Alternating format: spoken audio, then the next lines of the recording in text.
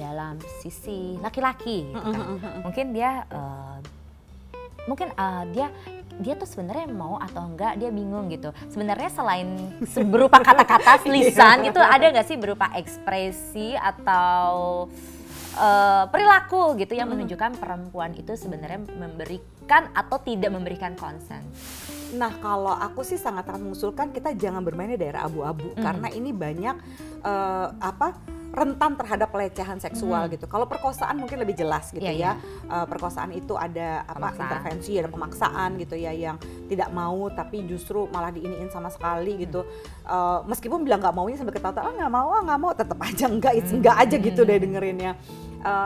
Bagaimanapun juga laki-laki jangan berusaha membaca kode gitu ya, karena Da Vinci aja susah banget dipecahin kodenya, apalagi kode-kode kayak gini tentang perilaku gitu. Jadi berusahalah untuk be a gentleman, ask what you want. Kalau kamu belum tahu apa yang kamu mau ya, para oknum laki-laki atau bagi semua laki-laki, lo harus tahu apa yang lo mau gitu ya. Kalau lo tahu apa yang lo mau, ya lo juga bisa meminta itu gitu. Dan buat aku itu adalah gentleman gitu ya kan, misalnya.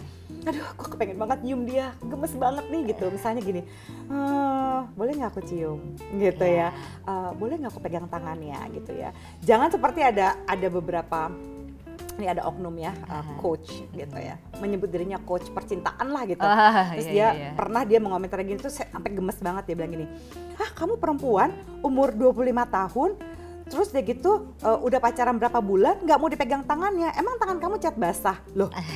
Hello gitu ya. Gak mengenal umur ya, gak mengenal usia. Seolah-olah kepemilikan itu membuat kita gak usah meminta konsen terhadap pasangan. Menikah aja kalau gak minta konsen jadi marital rape. Ya, benar, ya kan? Setuju. Misalnya pasangannya, aduh saya lagi gak kepengen berhubungan seksual, gak capek tapi lagi gak kepengen. Terus gitu, gak bisa, kalau kamu tidak mau melayani saya kamu akan dilaknat malaikat. Kalau kamu juga bisa dilaknat kalau gak dicumbu dulu kali, hello gitu ya.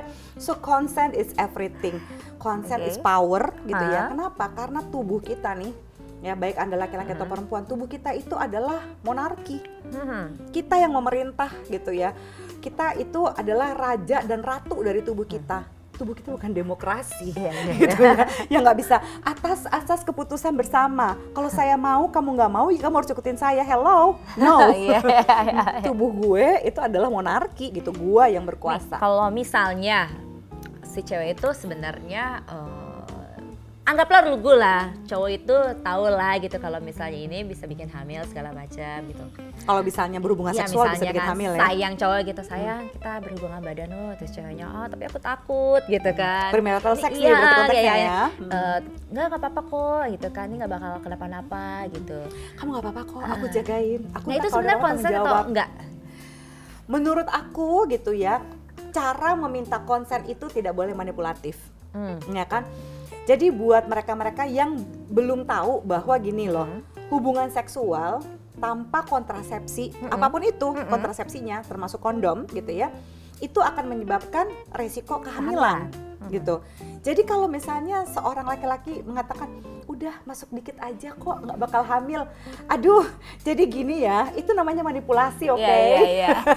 Please jangan jadi oknum seperti ini ya, gitu para oknum laki-laki gitu ya, nggak bisa gitu dengan mengatakan dikit aja nggak akan hamil kok, hamil itu cuma butuh 1 sperma. Sementara kalau terjadi perikam ya atau yang keluar sedikit gitu ya, itu kan ya kurang lebih ada 10 ribuan lah gitu ya, itu bisa kejadian dong. Dan perikam juga kan kadang-kadang nggak bisa dikontrol, lain loh sama ejakulasi gitu. Ejakulasi masih, aduh rem dulu. Tapi kalau bisa excited terus dia netes, kelar kan gitu, itu bisa kejadian. Jadi ketika kita sangat-sangat menginginkan sesuatu dan orang itu nggak mau gitu ya, jangan dimanipulasi. Sama seperti kejadian, masih inget nggak? Waktu itu rame banget di sosmed. Jadi ada seorang cewek itu dia orang-orang malah pada ngatain ini cewek, dia bilang ini cewek polos banget gitu ya, karena yang dia ingat nggak, dia melakukan hubungan seksual karena si cowoknya bilang, aku nih perlu nih ngeluarin darah putih ini karena kalau misalnya darah, aku ingat kalau ya, darah putih ini nggak keluar, iya. terus cewek bilang gini, tapi emang bener Mbak, dia satu sampai pucet banget begitu, begini. Jadi darah putih atau sel apapun yang dimaksud itu adalah sperma gitu. Jadi itu adalah manipulasi si cowok untuk melakukan hubungan seksual kayak gitu kan. Apakah ini konsen? Si perempuannya itu tidak bisa dibilang konsen karena ini manipulasi. Kalau ada manipulasi itu berarti ada manipulasi. tidak konsen. Terus itu adalah satu kasusnya. Jadi gini, kan kita mintanya jelas-jelas pengen hubungan seksual. Iya, tapi si cewek ini mau berhubungan seksual karena dipikir ini adalah obat.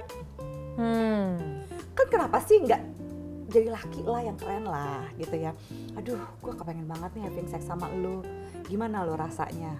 Lu siap nggak?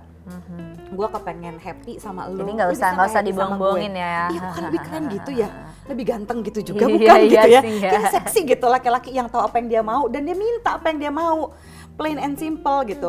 Terus nanti kalau gue baper gimana? Ya kita bahas kalau baper, namanya juga manusia bisa baper ya gitu. Kalau nggak ada FWB gitu kan ya. Ya maksudnya ya dibahas gitu resikonya, jangan dimanipulasi.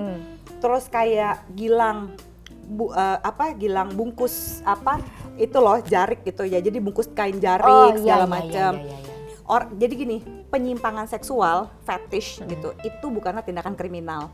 Boleh loh punya gairah seksual untuk, wah gue lebih nafsu kalau lo dibungkus kain jarik. Tapi yang bikin dia salah kriminal adalah dia memanipulasi situasi itu. Yang mahasiswa itu kan sih. Iya. Nah orang kan memberikan konsen pada saat itu. Boleh nih konsen kan buat penelitian. Lah gimana ya fakultas sastra ada penelitian itu? Iya. Iya kan? Yang mungkin kan kalau dia sosiologi, antropologi, psikologi lah gitu-gitu. Fetishnya nggak masalah, tapi manipulatifnya. Jadi konsen itu nih penting, termasuk yang ini paling semangat gue kalau ngomongin konsen sih, kayak stealthing. Ya, stealthing itu adalah kondisi di mana seorang individu gitu ya konsen sama-sama gue mau nih having sex sama lo nih Mamfit gitu ya. Oke, gue juga mau nih. Yuk kita having sex, gitu having sex. Pakai kondom ya. Biar kita sama-sama pakai kondom. Pakai kondom selama lagi proses koitus atau hubungan seksualnya itu. Begitu mau ejakulasi dicopot kondomnya, set. Kan tanggung tuh orang udah lagi mau muncak lagi plato mau orgasme terus dicopot kondomnya, kan ngehe ya. Susah banget ngeremnya. Itu tidak konsen, itu adalah pelecehan seksual, bahkan perkosaan. Karena nggak sesuai dengan kesepakatan di awal ya. Kesepakatannya hubungan seks bersama, kesepakatannya pakai kondom, bukan ngelepas kondom pas mau ejakulasi. Itu tidak termasuk dalam konsen. Jadi misalnya hubungan seks yang legal gitu ya, yang dalam konteks pernikahan sekalipun, kalau terjadi pemaksaan pada saat pernikahan itu pun itu termasuk tidak konsen. Kalau di Indonesia ini sebenarnya kita ngomongin konsen tuh agak rumit ya, apalagi dengan budaya patriarki gitu kan, kayaknya benar. Cowok kan merasa apa yang diinginkannya dalam berumah tangga juga seperti itu, apalagi sudah ada ikatan pernikahan ya kan. Iya, seolah-olah kalau menikah lu milik gue. Iya gitu, menikah lu milik gue, pokoknya apa yang gue minta ya harus, kalau nggak dosa gitu kan. Lu dilaknat malaikat, jangan sedih. Bawaannya laknat-laknat deh pokoknya ya.